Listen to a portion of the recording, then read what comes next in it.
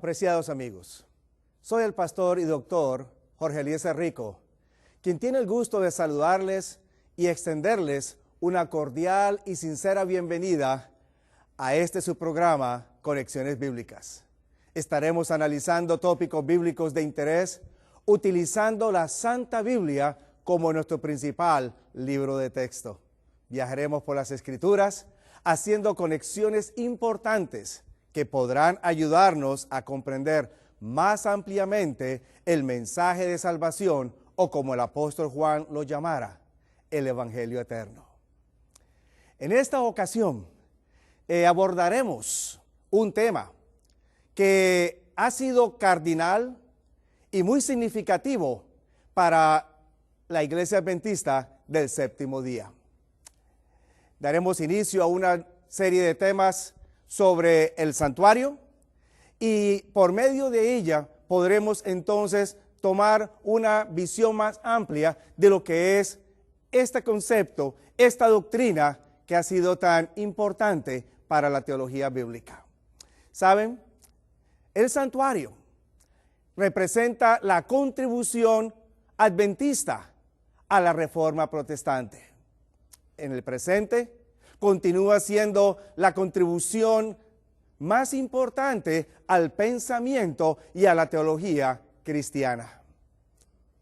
Ciertamente, si la palabra de Dios no mencionase que en el cielo hay un santuario, si la Escritura no me hablase de que nuestro gran sumo sacerdote, Jesucristo, está intercediendo por cada uno de nosotros allá en el cielo, y si también el libro de Apocalipsis no me invitase a proclamar en todo el mundo que la hora de su juicio es venida, la Iglesia Adventista no tendría una misión clara, su mensaje no sería distintivo y como consecuencia no tendría una razón de ser. Estimado amigo, este tópico del santuario, cuya serie de temas estaremos trazando, surge como una respuesta a interrogantes que emanaron en la mente de su servidor, los cuales surgieron al leer la lectura de un libro muy interesante. Este libro se titula El conflicto de los siglos. Si tiene una copia de este ejemplar, le recomiendo que la tome y vuelva a leerla. Si no tiene una copia o no está familiarizado con este ejemplar, también le sugiero que pueda usted adquirir una y leerlo. Le garantizo, va a ser grandemente bendecido. Ya yo lo he sido. Sí, mi estimado amigo. En cierta ocasión, leyendo este libro, me pasó algo que no sé si en algún momento a alguno de ustedes le ha llegado a suceder cuando lee las Sagradas Escrituras. Este ejemplar ya yo lo había leído en varias ocasiones, tanto en inglés como en español, pero en esta última vez que lo empecé a leer, llegué a un lugar que ya había leído varias veces, inclusive en mi propio libro lo tenía subrayado. No obstante, hubo algunas declaraciones que su autora escribió que empezaron entonces a desarrollar inquietudes en mi mente. Permítame compartir con usted algunas de estas declaraciones. Allí en este libro del conflicto de los siglos, en la página 476, justo al inicio de este capítulo, ella escribe lo siguiente: el asunto del santuario fue la clave que aclaró el misterio del desengaño de 1844. Para usted, mi estimado televidente, que quizás no está familiarizado con la idea del desengaño de 1844, le explico brevemente. En el año de 1844, más específicamente hacia alrededor del mes de octubre, un grupo de creyentes dirigidos por un líder llamado Guillermo Miller, habían llegado a la conclusión que Jesús regresaría aquí a la tierra el 22 de octubre de 1844. La fecha llegó, todos esperaban anhelantes el retorno de Jesús. Pasó la mañana, continuó la tarde, llegó la noche y Jesús nunca vino. Esto se tornó en un gran chasco y ha llegado a ser conocido en la historia de la iglesia cristiana aquí en Norteamérica y más específicamente dentro de la iglesia adventista como el gran desengaño de 1844. La autora Elena White escribe en su libro El conflicto de los siglos que el asunto del santuario fue la clave que aclaró el misterio del desengaño de 1844. En otras palabras, para entender qué fue lo que sucedió, el porqué del desengaño, el santuario es clave para lograr entenderlo. Ahora, noten ustedes de qué manera ella expresa por qué el santuario es la clave. 3 ideas presenta ella. Continúo leyendo. La primera idea dice que reveló todo un sistema de verdades que formaban un conjunto armonioso. Primera idea, revelaba un sistema de verdades. Segunda idea, y demostraban que la mano de Dios había dirigido el gran movimiento adventista. Y número 3, y al poner de manifiesto la situación y la obra de su pueblo, le indicaba cuál era su deber de allí en adelante. Así es, mi estimado amigo. Cuando hablamos acerca del santuario, desde la perspectiva que la autora lo está presentando, me indica a mí 3 asuntos importantes que empezaron a generar inquietudes en mi mente. En primer lugar, el santuario me brinda a mí un conjunto armonioso de verdades. Quiere decir entonces que las verdades bíblicas, las doctrinas bíblicas se encuentran basadas, sostenidas, apoyadas en el santuario. En segundo lugar, la autora me aclara a mí que el surgimiento del movimiento adventista en la historia no fue un asunto fortuito, sino que fue algo dirigido por Dios. Eso quiere decir entonces que la iglesia adventista no es un grupo religioso o una denominación religiosa más aquí en la tierra, sino que es un movimiento dirigido por Dios. Usted, mi querido amigo, si es miembro de esta iglesia, usted tiene la seguridad de que usted no pertenece a una iglesia más, usted pertenece a la iglesia del Señor aquí en la tierra. Y en tercer lugar, al conocer entonces esta hermosa verdad, esto me presenta entonces mi deber presente. ¿Qué necesito hacer con todo este conocimiento que el santuario me arroja? Necesito compartirlo con todo el mundo. Es mi deber presente. Esta fue una de las citas, declaraciones que la autora empezó a ayudarme entonces a pensar. ¿De qué manera el santuario puede mostrarme a mí estos 3 asuntos? Pero no concluyó todo allí. Permítame compartir otra declaración más. Allí mismo en el libro El conflicto de los siglos, pero en esta ocasión en la página 542, ella, ampliando más sobre este tópico, escribe lo siguiente: el pueblo de Dios debería comprender claramente el asunto del santuario y del juicio investigador. Noten ustedes, el pueblo de Dios necesita comprender este asunto. ¿Por qué razón? Me preguntaba yo en mi mente. Continúo leyendo. Todos necesitan conocer por sí mismos el ministerio y la obra de su gran sumo sacerdote, o sea, Jesús. De otro modo, y esta declaración fue muy significativa. Les será imposible ejercitar la fe tan esencial en nuestros tiempos o desempeñar el puesto al que Dios los llama. No sé si esta declaración genera en su mente alguna inquietud, alguna pregunta, pero en la mía sí lo hizo. ¿De qué manera el santuario influye para que yo pueda tener una fe fuerte, una fe que me sostenga en este tiempo final? Basado en estas declaraciones, entonces empecé a estudiar la Biblia de una forma diferente. Comparto con ustedes algunas de las cosas que realicé al inicio y al continuar sobre esta investigación del santuario. Comparto con ustedes la metodología y voy a escribir algunas de estas ideas en la pizarra para que usted pueda darse una idea de cómo puede uno también llegar a más amplitud en el conocimiento bíblico. Al comenzar a estudiar las Sagradas Escrituras, decidí hacerlo de una manera diferente a como lo hacía anteriormente. Este fue el primer paso que di.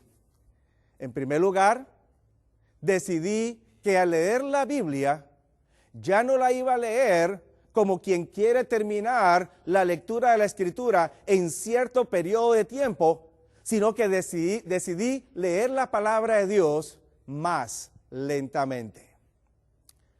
Acompáñenme, escribámoslo en la pizarra. Leer la palabra de Dios en forma lenta.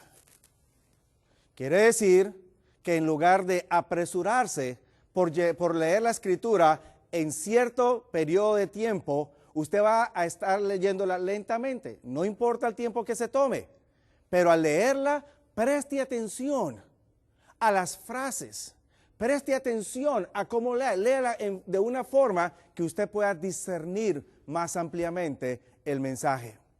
Segunda idea, dentro de esta metodología, cuando esté leyendo en forma pausada o más lentamente la Escritura, preste atención a palabras que puedan ser claves.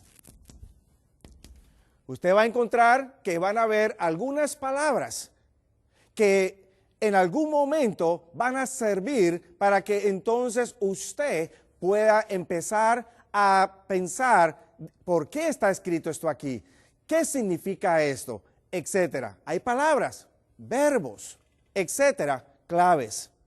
Tercera parte dentro de esta metodología. Preste atención a las frases.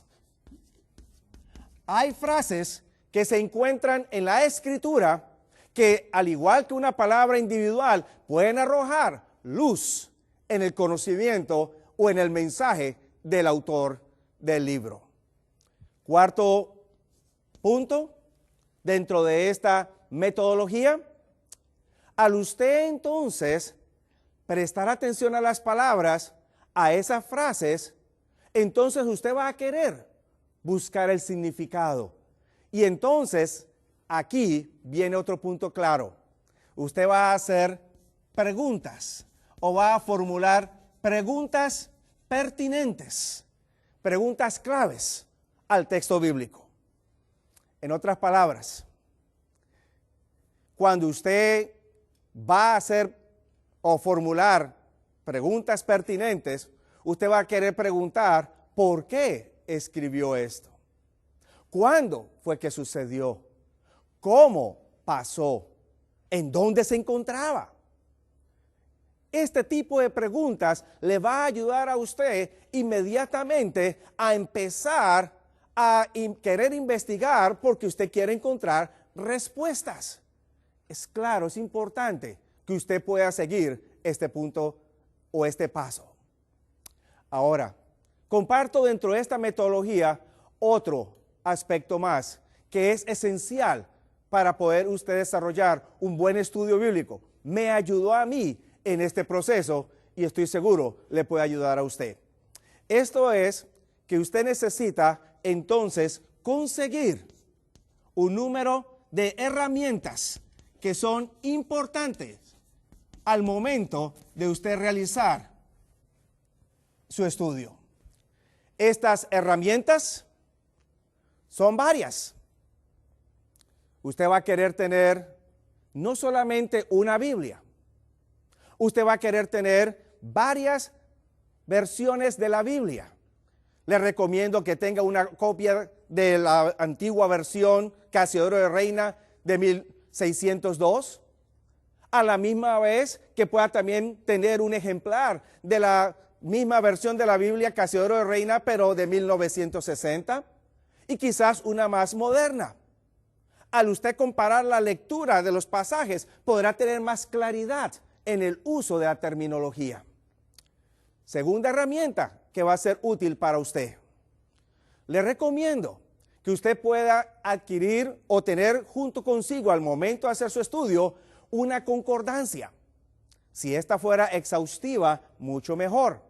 Para usted, mi querido amigo, que quizás no sepa lo que es una concordancia, le explico. Una concordancia es un libro que coloca en forma de un listado todas las palabras, nombres, lugares, etcétera, que aparecen en las Sagradas Escrituras en orden alfabético, y al lado de cada uno de esos términos brinda todos los pasajes bíblicos donde aparece dentro de la Escritura.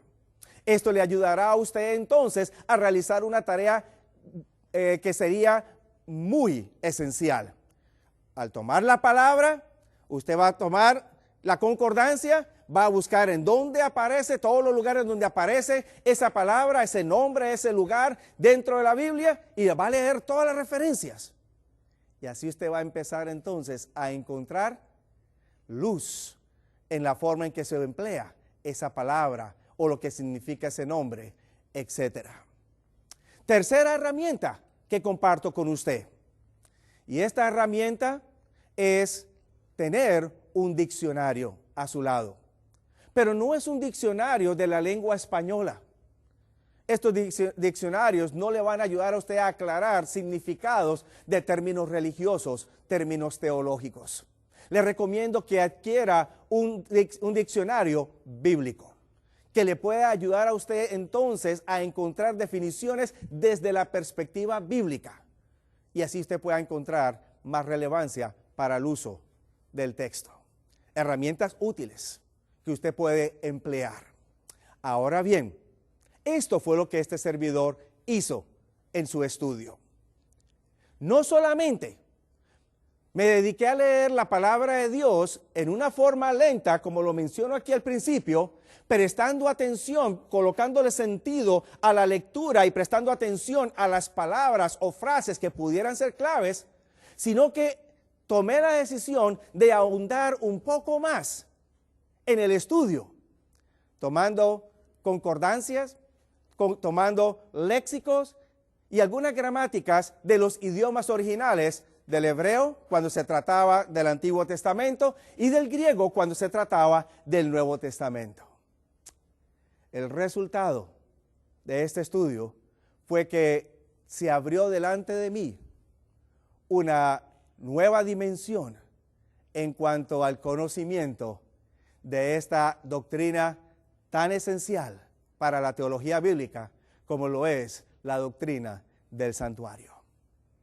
Sí, mi estimado amigo, varios elementos surgieron a partir de este estudio.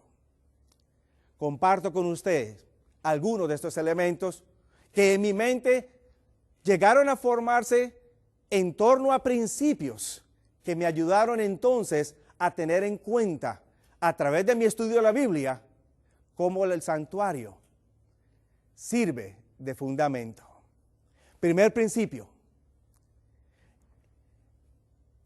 El santuario aparece referenciado por cada uno de los autores de la Biblia, bien sea a través de alusiones, bien sea a través de la mención de algunos de los muebles, o algunos de los servicios, o aún a través de referencias directas. Pero en cada uno de los libros de la Biblia usted va a encontrar una relación al santuario. Segundo asunto o segundo principio que encontré al estudiar este tema. Y es que al notar cómo el santuario permea la escritura de todos los autores bíblicos, pude también denotar que influye en el pensamiento de los autores bíblicos. En otras palabras, cuando los autores bíblicos escriben, principio número 3, para poder tener mayor claridad acerca del mensaje que ellos están presentando, es importante entender y tener una idea en cuanto a este asunto que hemos llamado el santuario. Principios esenciales. Ahora bien, permítame compartir con usted en este momento 3 pasajes bíblicos que nos darán pauta para que nuestro estudio pueda no solamente llegar a ser relevante, sino que usted y yo podamos crecer más. Haremos referencia a estos pasajes en el futuro, en forma quizás repetida, pero comenzaremos dando una breve introducción. Si usted tiene su escritura, acompáñeme. Vamos a abrir la palabra de Dios, vamos a leerla y vamos a empezar a extraer algunas ideas de estos pasajes bíblicos que sentarán pautas para nuestros estudios futuros. Acompáñenme a la palabra de Dios. El primer pasaje que quiero invitarlo para que usted me acompañe aparece casi al comienzo de las Sagradas Escrituras. Me estoy refiriendo al segundo libro de las Escrituras, el libro del Éxodo. Al usted abrir la Biblia en el segundo libro, el libro del Éxodo, lo invito para que me acompañe casi a la mitad de este libro, al capítulo 25, los versículos 8 y versículo 9. Aquí aparece la primera instrucción que Dios dio para que se construyese un santuario aquí en la tierra. Leamos la escritura. Libro del Éxodo, capítulo 25, versículos 8 y 9. Y hacerme han un santuario, y yo habitaré en ellos. En otras palabras, el propósito para que se hiciese este santuario era para que fuese la habitación de Dios en medio de su pueblo. Dios quería estar en proximidad con sus hijos. Pero ahora note el versículo 9, porque al Moisés recibir la instrucción y al Moisés entonces disponerse a construir este santuario, él no lo iba a hacer según su genialidad. Él no se iba a inventar absolutamente nada. La instrucción era clara. Leámosla. El verso 9 me dice a mí que Dios le pide a Moisés que haga este santuario conforme a todo lo que yo te mostraré. El diseño del tabernáculo y el diseño de todos sus vasos, así lo haréis. No era con relación a la genialidad de Moisés. Él no tenía que inventarse nada. Había algo ya existente. Había como un original que Dios le mostraría y que Moisés entonces copiaría para luego hacer la réplica aquí en la tierra. Quizás una pregunta pudiera en este momento surgir en su mente como surgió en la mía. ¿Dónde está ese original? ¿Y en qué consiste ese original? 2 preguntas, como lo vimos en la metodología que escribí en la pizarra, preguntas pertinentes que lo llevarán a usted a querer ahondar mucho más. Segundo pasaje de la Escritura. Este aparece ahora en los evangelios. Y yo quisiera invitarlo para que me acompañe al Evangelio según San Juan, el 4.º evangelio de las Escrituras, y vayásemos al capítulo 14 de este libro. versículos 1 hasta el 3. Estoy seguro que usted podrá estar familiarizado con este pasaje, de pronto lo ha leído en varias ocasiones, quizás ha escuchado hablar de este pasaje. Leámoslo y considerémoslo una vez más. Jesús dijo: no se turbe vuestro corazón. ¿Creéis en Dios? Creed también en mí. En la casa de mi Padre muchas moradas hay. De otra manera os lo hubiera dicho. Voy pues a preparar lugar para vosotros. Y si me fuere y os aparejare lugar, vendré otra vez y os tomaré a mí mismo, para que donde yo esté, vosotros también estéis. Qué lindo pasaje. Nos ofrece dos promesas.